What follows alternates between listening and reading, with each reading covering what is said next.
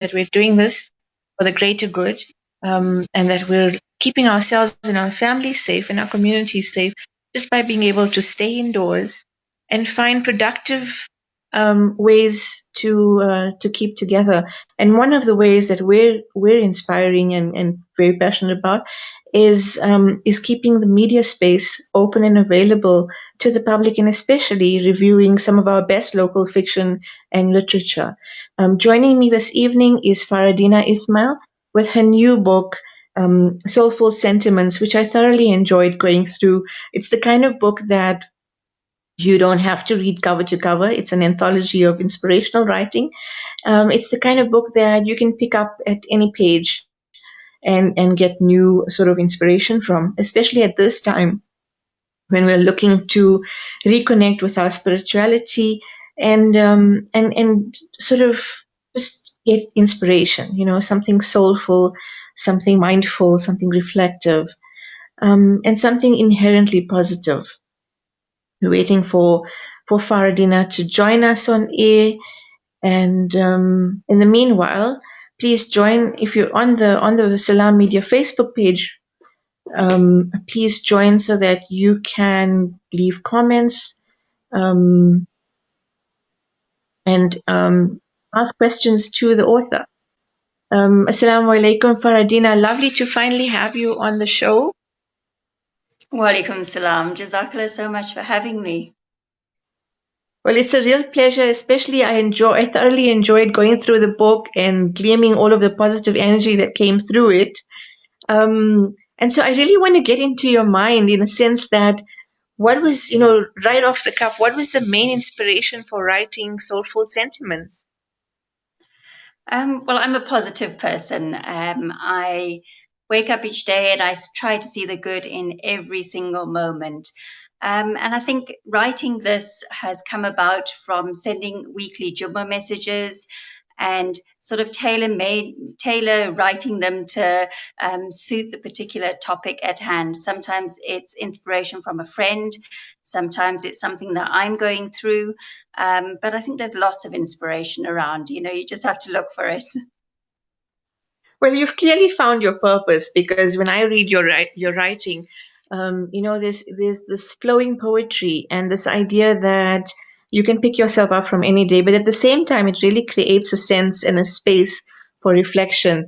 I think you've definitely found one of your purposes through this writing. It's so interesting when you say, you start off by inspiring through Juma messages, your immediate circle, your friends, your family, whoever you're thinking about. And I'm so pleased that you actually had the opportunity to publish this and actually reach a wider audience. How has the response been? When did the book launch? The book launched on the 13th of March, and Alhamdulillah, we had such a good response. There was a lot of social media, and before that, I had done interviews with Salam Media, with ITV, with Channel Islam. So it was out there quite a lot. And it's taken off. I've had people messaging me and asking me for copies, which I will get to, of course, after our lockdown is over. But yeah, it's been absolutely, it's been very humbling, I should say. It's taken a long time to get to this stage. It's taken about a year and a half just to get to this stage, and a lot of frustrations along the way. I think, like most authors, we go through all of that as well. But alhamdulillah, I'm glad that it's out, and people are reading it and gaining from it, and I'm inspiring people along the way. That was the whole aim of it.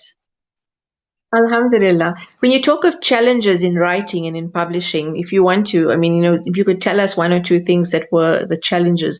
Was it in the writer's phase? Was it actually getting packaging the book or the distribution? If you could speak to some of that, it helps some of the potential writers out there as well.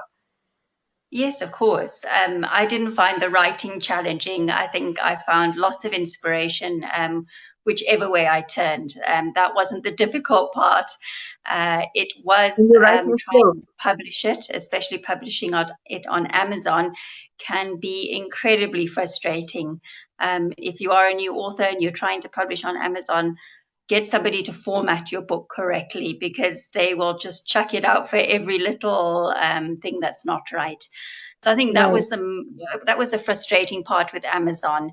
The printing of it was not a problem. The design of it, because the cover is a sunrise pic that I took, because I'm an avid photographer as well. So I love sunrise, I love nature, I love sunsets. So I try and get out there and take as much as I can. So yeah, I think it was more just the publishing side of it, and now trying to get it, out there to as many people as possible. And so we learn through these hurdles because, yes, there'll be these little glitches. But the great thing about working with a stream like Amazon is obviously they have very specific protocols to make good of your product. And this was obviously a labor of love, as I can see both from reading it and Definitely. from listening to you. You know, Yeah, yeah, um, it's definitely my passion. I love writing. I'm currently writing the first book that I started, which I sort of put on the wayside and did the Soulful Sentiments, because that was sort of more pertinent to what I was going through and what I was experiencing and what other people are experiencing at the time. So yes, I love writing. It's my happy place. so this new book that you're writing, what genre is it in? Is it very similar to Soulful Sentiments, or is it different?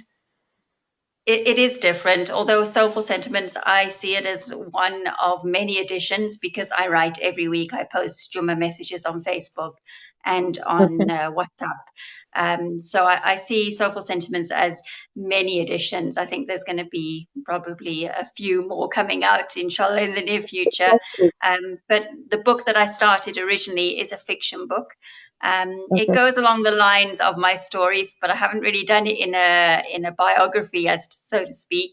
But yeah, it's all about my journey, all the places I've traveled to. Yeah, and I think a lot of heart wrenching stuff in there as well. So inshallah, it'll prove to be an excellent read. I look forward to that. So obviously, we're talking of sort of semi-memoir novel type of reading, Yeah. and possibly that it will appeal, not only appeal, but that a lot of women or men might be able to identify with some of the material. And I wish you all the best with that. When you talk about Soulful Sentiments being on Amazon, do you have it in print edition and as an ebook? Yes, I do. But both are available at the moment. So currently, if anyone wants to read it during the lockdown, they can just log on and find it on Amazon and get the ebook, which is just Yes, great. yes, that would be That's brilliant. excellent. Yeah. That's excellent. Okay, and I like the idea that you have this, this way of both writing and putting your feelings out there, but then also consolidating it into a volume that will have future volumes. So that gets me very excited because it just means that there's traction on this and there's a future to so many more volumes of this. So that well done on that. Um, Just like when we that. talk about the content of soulful sentiments, especially at the time that everyone is experiencing right now, so much of uncertainty, so much of sort of fear and grief turn around over a short space of time. We're seeing so much of change around us. I would say to readers and to the audience out listening right now, pick up a book like Soulful Sentiments and actually find a light in the heart. And the fact that you're constantly writing means that inspiration is flowing all the time. Inspiration is from the divine harvest, as we know, subhanallah. So I'm very pleased that you do have a live stream, so to speak, of your inspirations and writing. Would you be able to read a piece from us for us right now, or a little bit later in the show, as an I can read inspiration? one. We'll get I a can read taste. one So for you now. I have one. perfect. I have one picked out. I was prepared today. Oh, absolutely brilliant. Thank you. We'll listen now. Okay. When confronted with challenges or goals in life, be patient and never give up. It is time. It is time that will set the tone for successful results, and the effort of whilst waiting. Over and above the hard work and determination you display, and the patience and persistence you exhibit, will make way for positive outcomes. I thought that was very I think pertinent to what we're going through right now.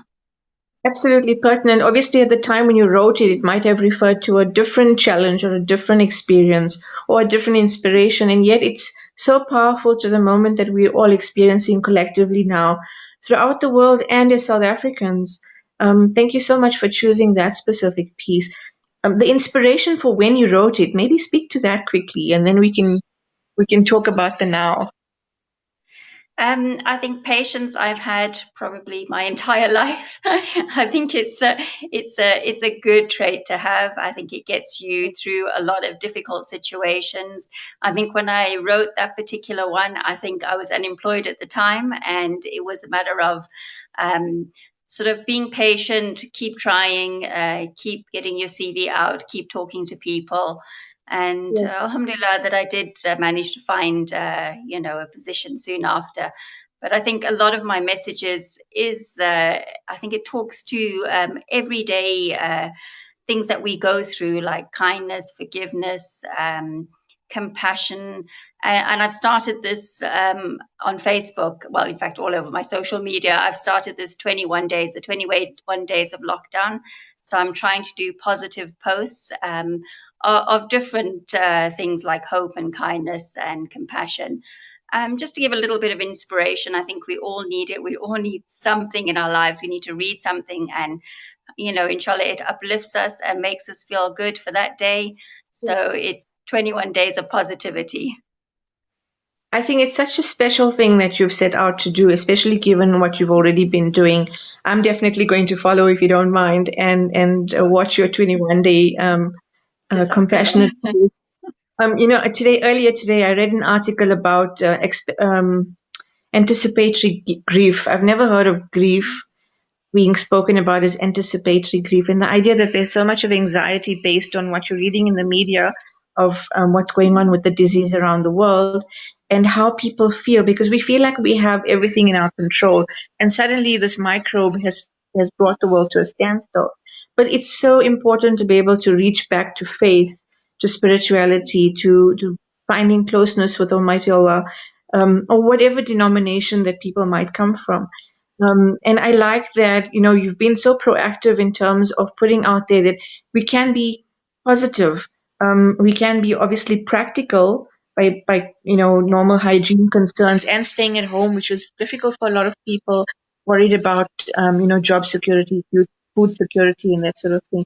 But at the same time, it's really about surrender to the moment to say, but what is within our control is to be able to reach forward into a sense of spirit, and also to connect, to hold hands and stand in a circle together and be there for each other. I think what you're doing is such a powerful thing.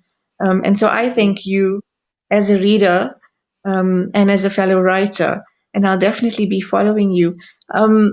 When we think about Jazakallah. empathy, we speak about empathy, and a lot of that comes through in your writings. And obviously, when you speak, you get a live kind of trade off on exactly what your writing is about. Um, Experiencing this moment really gives everyone an opportunity to feel that compassion, not only to your own family, but to exactly what's going on around. Suddenly, it's not about driving past on the highway and seeing somebody come up to your car or whatever from a distance. Every person's difficulty directly links to us when it comes to something like this. It's sort of the social reality has been laid bare. Um, Maybe you want to speak a little bit to that, to the idea of engaging empathy in each of us. Yes, I mean it's such a big topic, I think, and it's something that we all should have somewhere, inside of us. It is feeling for the next person, understanding what they're going through, empathizing with them, and just being there for them. If they want to talk, let them talk. If they want to have a moan, let them have a moan. It's all about being there and being in the moment, and especially being a good listener. We all have stories that we can tell, stories to unpack, stories to give out, and it's a matter of just being there for somebody else. And while you're speaking, I'm actually thinking, we often talk about the ability to sit down and be counseled or get counseling, speaking to a professional in order to help unknot the knots in our head.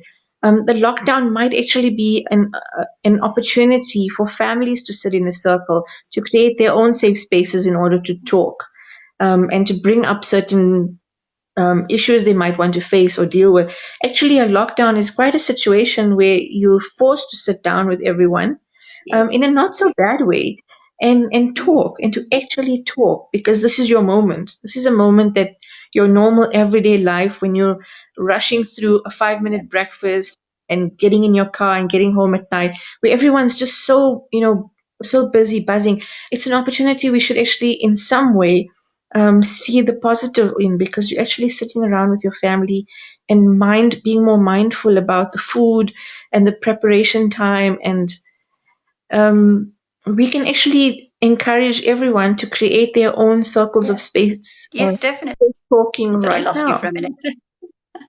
Yes, definitely it is, and it is a good opportunity. I think